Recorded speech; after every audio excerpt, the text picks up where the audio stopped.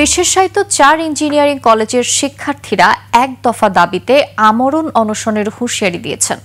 রোববার মধ্যরাতে রাজধানীর জাতীয় প্রেসক্লাবের সামনে তারা এই ঘোষণা দেন।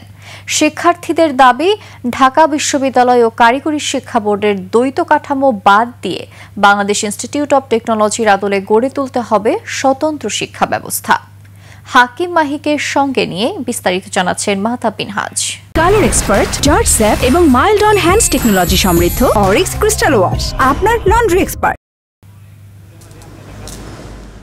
গভীর রাতে জাতীয় প্রেস ক্লাবের সামনে আমরণ অনশনে দেশের 4 বিশেষায়িত ইঞ্জিনিয়ারিং কলেজের শিক্ষার্থীরা।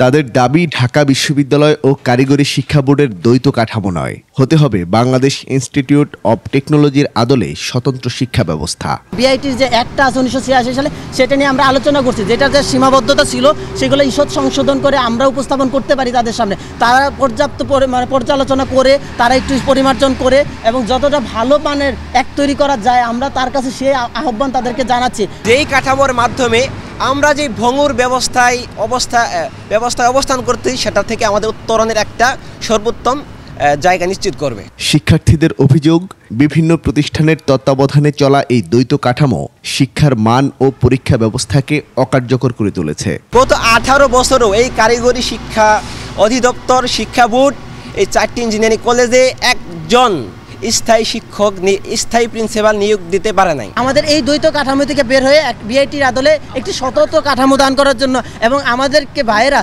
যেন শিক্ষা মাধ্যমে ফিরতে পারি। অনশনে অংশ নেওয়া 14 শিক্ষার্থীর মধ্যে কয়েকজন ইতোমধ্যে অসুস্থ হয়ে পড়েছেন।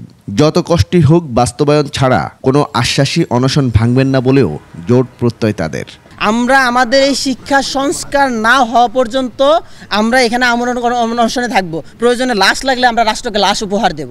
আমরণ অনশন না হয় দাবি আদায়, এমন স্লোগান তুলেছেন শিক্ষার্থীরা।